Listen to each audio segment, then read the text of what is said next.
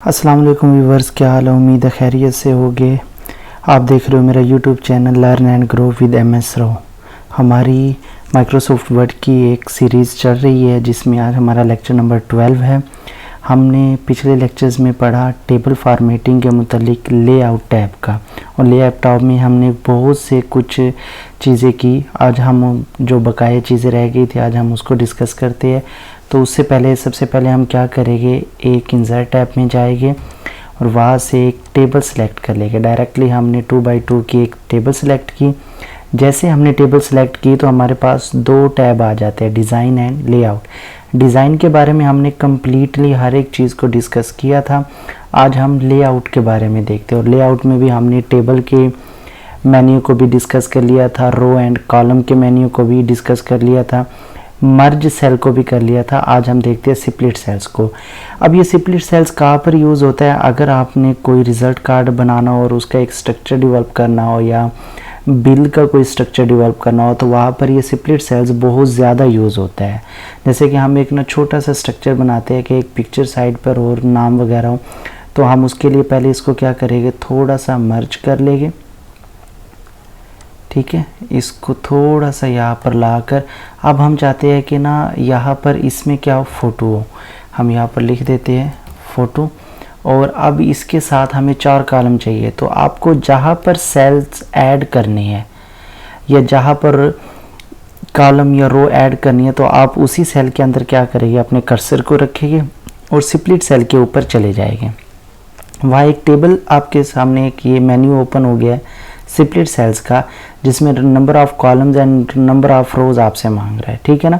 तो अब कॉलम तो हमें ये एक ही रखना है जो हमने सिलेक्ट करा है, लेकिन हमने इसमें रो बढ़ानी है तो हम कॉलम को 1 कर देंगे और रो हमने 4 लेनी थी इसके, तो ओके कर देंगे। देखेंगे आप ये क्या हो गया, 4 रो ऐड हो गई। अब हमने इसके साइज़ को थोड़ा सा बड़ा करना है क्योंकि फ़ोटो का साइज़ ये नहीं होता, एक पासपोर्ट साइज़ भी। तो हम नेक्स्ट जो यहाँ पर मर्ज के बाद वाला है ना सेल साइज़, वहाँ पर चले जाएगी हाइट और विड्थ। तो हम यहाँ पर हाइट को क्या करेंगे, क्लिक करेंगे और यहाँ पर 3 पर ले जाएंगे। अब ये थोड़ा सा ठीक नज़र आ रहा है। ठीक है, और नेक्स्ट नीचे वाले को भी हम क्या करेंगे, हाइट को 3 पर ही ले जाएंगे और इसको हम मर्ज कर लेंगे ताकि हमारे पास ये आसानी रहे। तो हम इसको सिलेक्ट करेंगे और मर्ज सेल कर देंगे तो हमारे पास ये क्या हो गया, स्ट्रक्चर हो गया। यहाँ पर हम क्या लिख सकते हैं, उसका नेम लिख सकते हैं। ठीक है, उसके नीचे हम इसका फादर नेम लिख सकते हैं। ठीक है, उसके नीचे हम इसका CNS सही लिख सकते हैं। उसके नीचे हम इसकी कॉलेज का नेम लिख सकते हैं, स्कूल का नेम लिख सकते हैं, कोई भी मतलब स्कूल नेम हम कह देते हैं रिज़ल्ट कार्ड के लिए। ठीक है ना। तो ये हमने कर लिया। मज़ीद इसी तरीके से हम और बहुत से स्ट्रक्चर, जैसे कि अब मैं कहता हूँ कि इसको मैंने ना 3 सेल्स के अंदर क्या करना है, 3 कॉलम्स के अंदर कन्वर्ट करना है। देन मैं क्या करूँगा, स्प्लिट टेबल में जाऊँगा। अब मैंने रो नहीं चेंज करनी तो रो को मैं 1 ही रखूँगा। मैंने कॉलम 3 लेने हैं तो मैं 3 कॉलम पे क्लिक करूँगा तो आप देखोगे यहाँ पर इक्वली क्या हो गए, कॉलम ऐड हो गए। तो ये था स्प्लिट सेल के बारे में। मज़ीद आप इसका स्ट्रक्चर करेंगे, प्रैक्टिस करना मज़ीद और समझ आएगी। सेकंड आ जाता है इसमें स्प्लिट टेबल का, टेबल को अलग करना। तो इसके लिए हम एक टेबल ले लेते हैं और मैंने पहले से ही एक टेबल बनाई हुई है। तो हमने क्या किया, एक डॉक्यूमेंट्स के अंदर ये टेबल क्रिएट कर रखी है जिसमें हमने 6 स्टूडेंट का रिकॉर्ड, नेम, क्लास और फ़ी को दर्ज कर रखा है। तो अब हम क्या करते हैं, स्प्लिट करते हैं। हम कहते हैं कि पहले 3 रिकॉर्ड अलग हो जाए और आखिरी 3 रिकॉर्ड अलग। तो हम क्या करेंगे, जिस सेल के अंदर आपका कर्सर होगा, जैसे कि 3 के अंदर है और अब 4 के अंदर, तो जिस सेल के अंदर कर्सर होगा इससे लेकर नीचे तक वो क्या कर देगा, अलग कर देगा। तो मैं जैसे स्प्लिट टेबल के ऊपर क्लिक करता हूँ तो आप देखो वो 2 अलग टेबल्स के अंदर क्या हो गए, कन्वर्ट हो गए। ठीक है ना। तो ये यूज़ था स्प्लिट टेबल का। तो हम इसको दोबारा से क्या कर देते हैं, अंडो कर देते हैं और हम दोबारा लेआउट पे चलते हैं। आगे आ जाता है सेल साइज़। सेल के बारे में तो आपने पढ़ लिया, हाइट भी होती है इसकी, विड्थ भी यहाँ पर आप सिलेक्ट कर सकते हो। तो उससे पहले आपको सेल को सिलेक्ट करना पड़ेगा। ठीक है ना। जैसे कि मैं इस सेल को सिलेक्ट कर लेता हूँ और ये सेल मैंने क्या कर लिया, सिलेक्ट कर लिया एक ये सेल। ठीक है ना। मैं इसकी विड्थ को बढ़ा भी सकता हूँ अब ये देखो विड्थ इसकी एक सेल की बढ़ती जा रही है, ठीक है ना, और ये विड्थ कम भी हो जाएगी। तो ये आप जिस तरीके से इसको करना चाहे कर सकते हैं, ठीक है ना। और इसको हम दोबारा अंडो कर देते हैं, तो जितने भी हमने इसके ऊपर ऑपरेशन किए तो वो वापस आ जाएगी, ठीक है। ऑटो फिट के अंदर क्या होता है, ऑटो फिट के बारे में आप पहले भी पढ़ चुके हो। आपने इधर ऑटो फिट का पढ़ा था कि जब हम देखो इंसर्ट टेबल में जाते थे, तो जब भी हम इस पे इंसर्ट टेबल करते थे, यहाँ पर जाकर ये देखो ये टेबल क्रिएट हो गई है, तो हम इसको कंट्रोल पहले जी कर देते हैं और यहाँ नीचे ले आते हैं, ठीक है ना। अब हम इंसर्ट टेबल पे जाते हैं और जब इंसर्ट टेबल करेंगे हम, तो यहाँ पर देखो फिक्स कॉलम विड्थ आ गया, ऑटो फिक्स टू कंटेंट आ गया, ऑटो फिट टू विंडो आ गया। तो ये आप पहले पढ़ चुके हो, तो ये सेम वैसे ही वर्क करता है। तो अब हम इसको कंट्रोल जी करके दोबारा से इस टेबल के ऊपर वर्क करते हैं और लेआउट टैब पे चलते हैं। तो ये हमारा हाइट भी हो गया। अब आ जाते हैं distributed row and distributed column. अब इनका क्या काम है, अब सिंपल सा काम है, रो तादाद। अब मैं ना यहाँ पर कुछ चेंज कर देता हूँ, मैं इस रो का थोड़ी सी ना विड्थ इसकी थोड़ा सा साइज बढ़ा दिया, ठीक है ना। और रो नंबर 3 का भी मैं क्या करता हूँ, साइज बढ़ा देता हूँ। अब आप देखिए सिंपल सा, अगर मैं रो नंबर 1 पे जाता हूँ तो यहाँ पर हाइट दिखा रहा है 0.37 और विड्थ 1.73। अगर मैं 2 पर आ रहा हूँ तब भी 0.37 है, लेकिन अगर मैं 1 में जा रहा हूँ तो रो हाइट कितनी दिखा रहा है रो की, 0.61। और अगर मैं यहाँ पर 3 पे जा रहा हूँ तो यहाँ पर भी 0.67, वहाँ 61 और यहाँ 67। तो यहाँ पर रो की हाइट थोड़ी सी क्या हो गई है, चेंज हो गई है। तो मैं पहले क्या करूँगा, सिलेक्ट करूँगा पूरी टेबल को।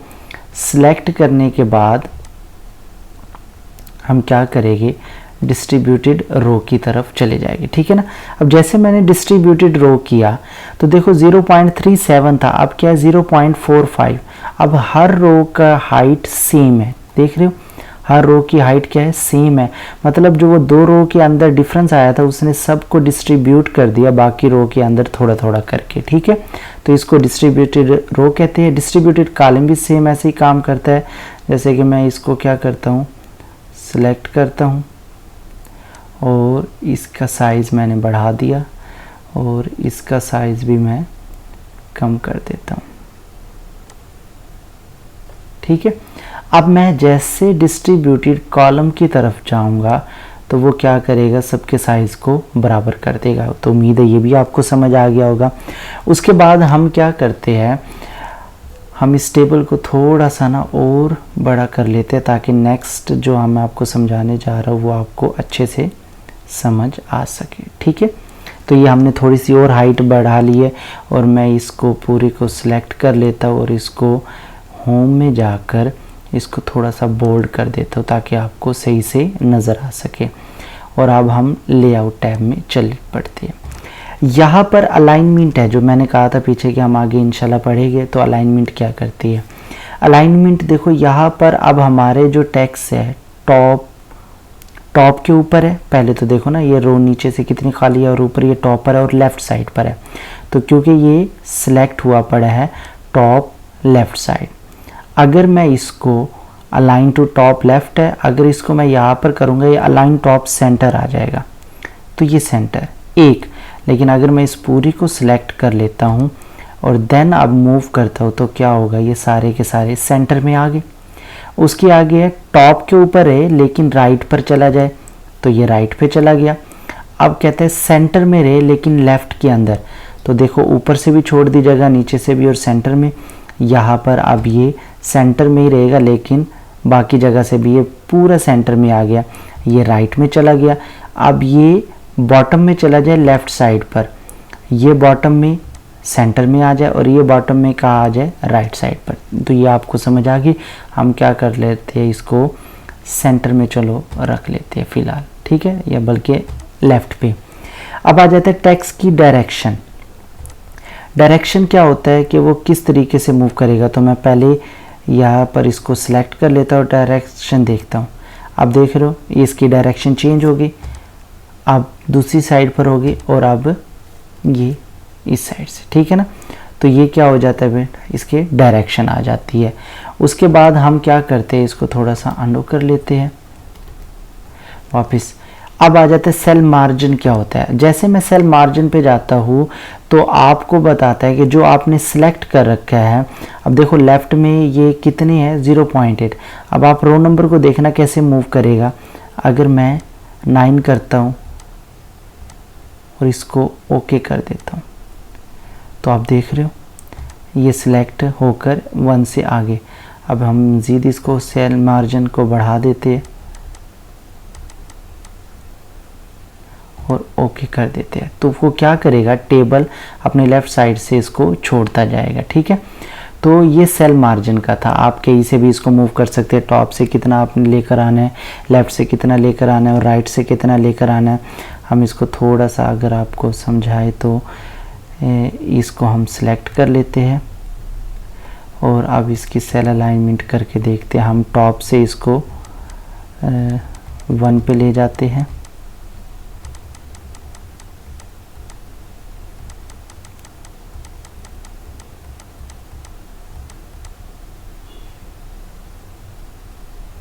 ठीक है। ये 1 पे आ गया और 1.1 यहाँ पर मैं डायरेक्टली लिख देता हूँ 1.1।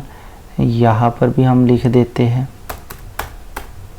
1.1 एंड यहाँ पर भी 1.1 एंड ओके कर लेते हैं। अब यहाँ पर देखिए आप ये किस तरीके से, मतलब लेफ़्ट से भी छोड़ दिया उसने, राइट से भी, टॉप से भी, बॉटम से भी 1 की स्पेस छोड़ दी है।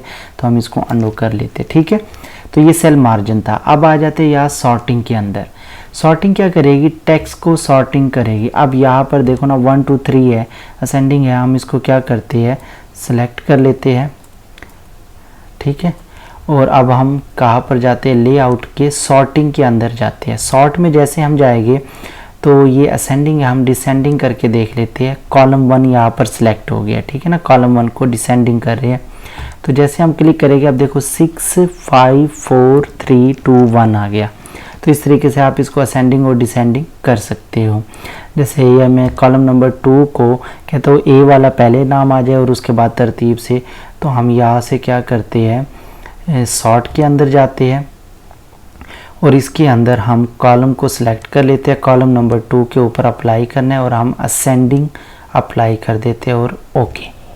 तो अब देखो पहले अली, फिर अकील, फिर एम वाला, फिर एन वाला, एस वाला और टी वाला। तो इस तरीके से ये सिलेक्ट हो गया। हमने उसको रो नंबर को भी सिलेक्ट कर दिया था, इस वजह से ये मूव कर रहा है। तो ये आपका क्या था, सॉर्टिंग था। रिपीट हेडर रोज, ये हम इसको बाद में देखेंगे। कन्वर्ट टू टेक्स्ट, इसको भी हम आगे देखेंगे। फार्मूला आ जाता है। फार्मूला हम वैसे तो एक्सेल के अंदर इसको डिटेल से पढ़ेंगे, लेकिन यहाँ पर एक इसका जो डिफरेंट वर्क है हम उसको डिस्कस कर लेते हैं। प्रीडिफाइंड क्या फार्मूला है, सम है और लेफ्ट है, ठीक है ना। हम यहाँ पर सिलेक्ट कर लेते हैं, क्या करेंगे कि हम इस 2,000 को ना सम करना चाहते हैं। तो इसके नीचे हम क्या करते हैं, एक टैब दबाकर हमने क्या लिया, एक रो ऐड कर ली। हम इस रो को सिलेक्ट करते हैं, इसको हम बल्कि इस 3 को सिलेक्ट किया और मर्ज कर दिया। यहाँ पर हमने लिखा यहाँ पर टोटल, ठीक है। यहाँ पर हम क्या लगाते हैं, फार्मूला। और यहाँ पर फार्मूला जब लगेगा, अब देखो सम कर दे कि इसको अबव जितनी भी कॉलम के अंदर है, मैं डायरेक्टली ओके करूँगा तो वो मुझे सम निकाल कर यहाँ पर दे देगा, ठीक है। तो ये फार्मूला का यूज़ था। तो आज हमने लेआउट टाइप को कंप्लीट कर लिया, उसके एक एक ऑप्शन को हमने वर्क करके देखा है। उम्मीद है आपको ये समझ आया होगा, आपको ये पूरी वीडियो अच्छी लगी होगी। अगर आपको ये वीडियो अच्छी लगी और आपने इससे कुछ सीखा है तो हमारे चैनल को सब्सक्राइब कर दे, वीडियो को लाइक कर दे, शेयर कर दे और मज़ीद। अल्लाह हाफिज़।